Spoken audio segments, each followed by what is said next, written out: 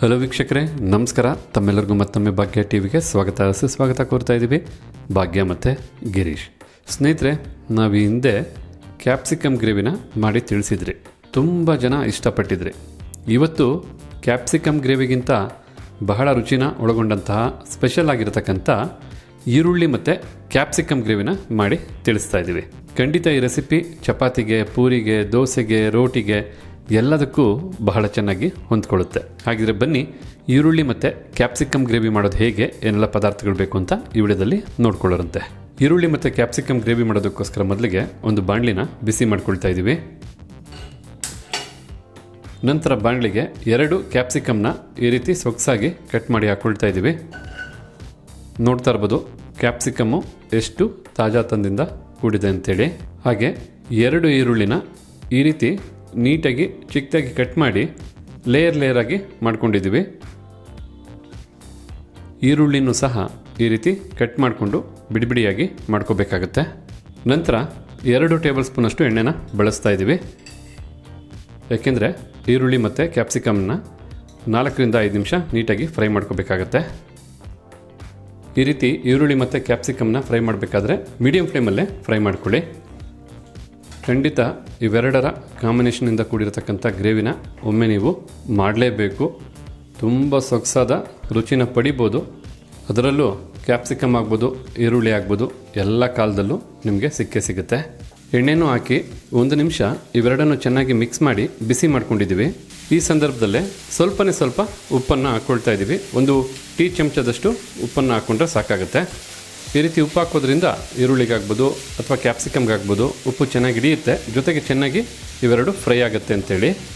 ಇನ್ನು ಉಳಿದಂಥ 4 ನಿಮಿಷ ಮೀಡಿಯಂ ಫ್ಲೇಮಲ್ಲೇ ಇವೆರಡನ್ನು ಚೆನ್ನಾಗಿ ಫ್ರೈ ಮಾಡ್ಕೊಳ್ಳೋಣ.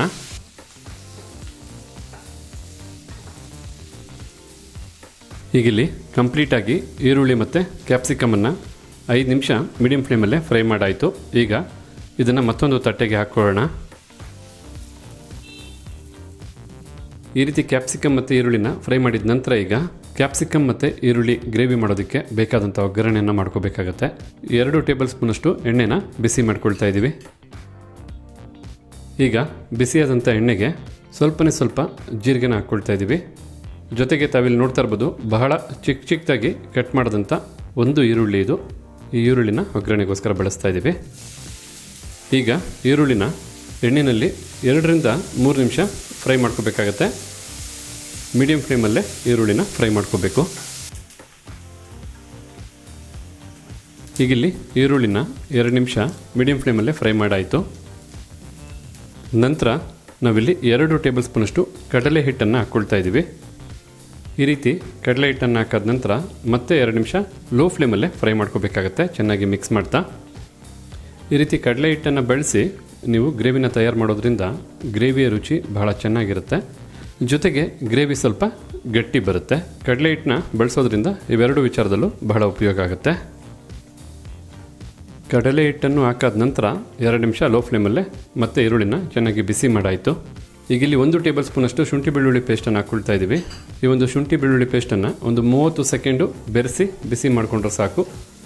ಶುಂಠಿ ಬೆಳ್ಳುಳ್ಳಿ ಪೇಸ್ಟಲ್ಲಿರ್ತಕ್ಕಂಥ ಹಸಿ ವಾಸನೆ ಹೋಗೋವರೆಗೂ ಬಿಸಿ ಮಾಡಿಕೊಂಡ್ರೆ ಸಾಕಾಗುತ್ತೆ. ಈ ರೀತಿ ಶುಂಠಿ ಬೆಳ್ಳುಳ್ಳಿ ಪೇಸ್ಟನ್ನು ಬೆರೆಸಾದ ನಂತರ ಈಗ ನಾವಿಲ್ಲಿ 2 ನಾಟಿ ಟೊಮೊಟೊ ಹಣ್ಣನ್ನು ಬಳಸ್ತಾ ಇದ್ದೀವಿ. ಟೊಮೊಟೊ ಹಣ್ಣನ್ನು ಈ ರೀತಿ ಚಿಕ್ಕದಾಗಿ ಕಟ್ ಮಾಡಿ ತದನಂತರ ಬಾಣಲಿಗೆ ಹಾಕ್ಕೊಳ್ತಾ ಇದ್ದೀವಿ. ಟೊಮೊಟೊ ಹಣ್ಣನ್ನು ಹಾಕಾದ ನಂತರ ನಾವಿಲ್ಲಿ ರುಚಿಗೆ ತಕ್ಕಷ್ಟು ಉಪ್ಪನ್ನು ಹಾಕ್ತಾ ಇದ್ದೀವಿ. ಆಗಲೇ ಈರುಳ್ಳಿ ಬೇಯಿಸೋದಕ್ಕೆ ಹಾಗೆ ಕ್ಯಾಪ್ಸಿಕಮ್ನ ಫ್ರೈ ಮಾಡೋದಕ್ಕೋಸ್ಕರ ಸ್ವಲ್ಪ ಉಪ್ಪನ್ನು ಬಳಸಿದ್ವಿ. ನೋಡಿಕೊಂಡು ಉಪ್ಪು ತಮ್ಮ ಇಚ್ಛಾನುಸಾರ ರುಚಿಗೆ ತಕ್ಕಷ್ಟು ಸೇರಿಸಬೇಕಾಗತ್ತೆ. ಈಗ ಟೊಮೊಟೊ ಹಣ್ಣು ಸಾಫ್ಟ್ ಆಗೋವರೆಗೂ ಸರಿಸುಮಾರು 5 ರಿಂದ 6 ನಿಮಿಷ ಮೀಡಿಯಂ ಫ್ಲೇಮಲ್ಲೇ ಟೊಮೊಟೊ ಹಣ್ಣನ್ನು ಚೆನ್ನಾಗಿ ಫ್ರೈ ಮಾಡ್ಕೋಬೇಕು. ಬಹಳ ಸಿಂಪಲ್ ಆದ ರೆಸಿಪಿ, ಬಹಳ ಬೇಗ ತಯಾರು ಮಾಡ್ಕೋಬೋದಾದಂಥ ರೆಸಿಪಿ, ಅಷ್ಟೇ ರುಚಿಯುಳ್ಳ ರೆಸಿಪಿ. ಯಾವುದೇ ಕಾರಣಕ್ಕೂ ರುಬ್ಬೋದು ಏನು ಬೇಕಾಗಿಲ್ಲ. ಬೇಕಾದಂಥ ಇಂಗ್ರೀಡಿಯೆಂಟ್ಸ್ನ ಸಿದ್ಧ ಮಾಡ್ಕೊಂಡ್ಬಿಟ್ರೆ ಒಂದೇ ಫ್ಲೋನಲ್ಲಿ ನೀವು ಈ ಒಂದು ಗ್ರೇವಿನ ಸಿದ್ಧ ಮಾಡ್ಕೋಬೋದು.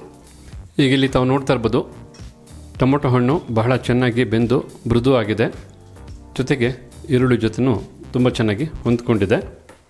ಈ ರೀತಿ ಟೊಮೊಟೊ ಹಣ್ಣನ್ನು ಫ್ರೈ ಮಾಡಿದ ನಂತರ ಈಗ ಮಸಾಲ ಪುಡಿಗಳನ್ನ ಸೇರಿಸಬೇಕಾಗತ್ತೆ. ಅದಕ್ಕೋಸ್ಕರ ಮೊದಲಿಗೆ 1 ಟೇಬಲ್ ಸ್ಪೂನಷ್ಟು ಅಚ್ಚ ಖಾರದ ಪುಡಿ, ಜೊತೆಗೆ 1 ಟೇಬಲ್ ಸ್ಪೂನಷ್ಟು ಧನಿಯಾ ಪುಡಿ ಮತ್ತು ಸ್ವಲ್ಪ ಅರಿಶಿಣದ ಪುಡಿನೂ ಸಹ ಹಾಕಿ ಇನ್ನು ಈ ಒಂದು ಗ್ರೇವಿಯ ರುಚಿ ಹೆಚ್ಚು ಮಾಡೋದಕ್ಕೋಸ್ಕರ 3 ಟೇಬಲ್ ಸ್ಪೂನಷ್ಟು ಮೊಸರನ್ನು ಸಹ ಬಳಸ್ತಾ ಇದ್ದೀವಿ.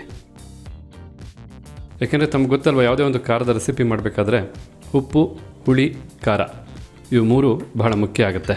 ಮಸಾಲ ಪುಡಿ ಮತ್ತು ಮೊಸರನ್ನು ಹಾಕಿರೋದ್ರಿಂದ ಒಮ್ಮೆ ಮಿಕ್ಸ್ ಮಾಡ್ಕೋಬೇಕಾಗತ್ತೆ.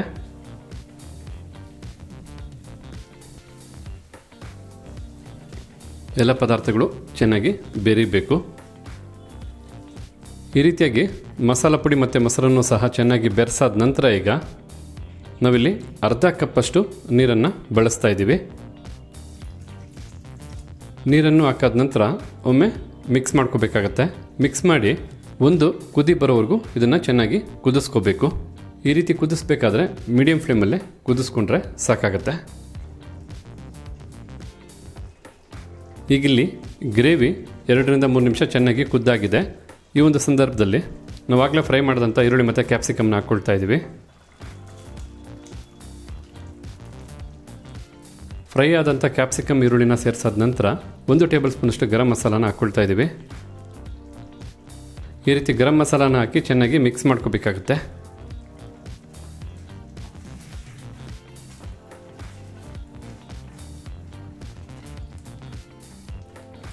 ಈ ರೀತಿಯಾಗಿ ಚೆನ್ನಾಗಿ ಮಿಕ್ಸ್ ಮಾಡಿದ ನಂತರ ಲೋ ಫ್ಲೇಮಲ್ಲೇ 2-3 ನಿಮಿಷ ಕುದಿಸ್ಕೋಬೇಕಾಗತ್ತೆ. ಈ ಸಮಯದಲ್ಲಿ ಒಂದು ಲಿಡ್ಡನ್ನು ಕ್ಲೋಸ್ ಮಾಡಿ ಕುದಿಸ್ಕೊಂಡ್ರೆ ತುಂಬ ಚೆನ್ನಾಗಿ ಹೊಂದ್ಕೊಳ್ಳುತ್ತೆ. ಈಗಿಲ್ಲಿ 3-4 ನಿಮಿಷ ನೀಟಾಗಿ ಗ್ರೇವಿನ ಕುದಿಸಾಯಿತು. ನೋಡ್ತಾ ಇರ್ಬೋದು, ಗ್ರೇವಿ ಚೆನ್ನಾಗಿ ಕುದ್ದಿದೆ, ಜೊತೆಗೆ ಎಣ್ಣೆನೂ ಸಹ ತೇಲಿ ಬಂದಿದೆ. ಈ ರೀತಿ ಎಣ್ಣೆ ತೇಲಿ ಬಂದರೆ ತಮಗೆ ಗೊತ್ತಲ್ವಾ, ರುಚಿ ಬಹಳ ಸೊಗಸಾಗಿರುತ್ತೆ. ಈಗ ಫ್ಲೇಮನ್ನು ಆಫ್ ಮಾಡ್ಕೊಳ್ಳೋಣ. ಈಗಿಲ್ಲಿ ಬಿಸಿಯಾಗಿ ಈರುಳ್ಳಿ ಮತ್ತು ಕ್ಯಾಪ್ಸಿಕಮ್ ಗ್ರೇವಿ ಸಿದ್ಧವಾಗಿದೆ. ಒಮ್ಮೆ ಮಿಕ್ಸ್ ಮಾಡಿಕೊಂಡು ಮೇಲೆ ಸ್ವಲ್ಪ ಕೊತ್ತಂಬರಿ ಸೊಪ್ಪನ್ನು ಹಾಕ್ಕೊಂಡು ಬಿಸಿಯಾಗಿ ತಿಂದರೆ ಇದರ ಒಂದು ರುಚಿನೇ ಬೇರೆ ಲೆವೆಲಲ್ಲಿರುತ್ತೆ. ಹಾಗಿದ್ರೆ ನೋಡ್ಕೊಂಡ್ರಲ್ಲ ಯಾವ ರೀತಿಯಾಗಿ ಈರುಳ್ಳಿ ಮತ್ತು ಕ್ಯಾಪ್ಸಿಕಮ್ ಗ್ರೇವಿನ ಒಂದೇ ಫ್ಲೋನಲ್ಲಿ ಬಹಳ ಸುಲಭವಾಗಿ ಬಿಸಿಯಾಗಿ ರುಚಿಯಾಗಿ ತಯಾರು ಮಾಡ್ಬೋದು ಅಂತ. ಈ ಒಂದು ರೆಸಿಪಿನ ನೀವು ನಿಮ್ಮ ಮನೆಗಳಲ್ಲಿ ಮಾಡಿ ನೋಡಿ, ಹಾಗೆ ಇದರ ಒಂದು ರುಚಿ ಹೇಗಿತ್ತು ಅಂತ ನಮಗೂ ತಿಳಿಸಿ. ಇವತ್ತು ನಾವು ಮಾಡಿದಂಥ ಈ ಈರುಳ್ಳಿ ಮತ್ತು ಕ್ಯಾಪ್ಸಿಕಮ್ ಗ್ರೇವಿ ತಮಗೆಲ್ಲರಿಗೂ ಇಷ್ಟ ಆಗಿದ್ದರೆ ಈ ವಿಡಿಯೋಗೊಂದು ಲೈಕ್ ಮಾಡಿ, ಜೊತೆಗೆ ತಮ್ಮ ಅನಿಸಿಕೆ ಅಭಿಪ್ರಾಯ ಏನಿದೆ ಅನ್ನೋದನ್ನು ಕಮೆಂಟ್ ಬಾಕ್ಸಲ್ಲಿ ಕಮೆಂಟ್ ಮಾಡಿ. ಅಷ್ಟೇ ಅಲ್ಲ, ಈ ವಿಡಿಯೋನ ಮತ್ತೊಬ್ಬರಿಗೂ ಹೆಲ್ಪ್ ಆಗೋ ಹಾಗೆ ಶೇರ್ ಮಾಡಿ ಅಂತ ಹೇಳ್ತಾ ತಮಗೆಲ್ಲರಿಗೂ ಧನ್ಯವಾದನ ತಿಳಿಸ್ತಾ ಇದ್ದೀವಿ. ಭಾಗ್ಯ ಮತ್ತು ಗಿರೀಶ್.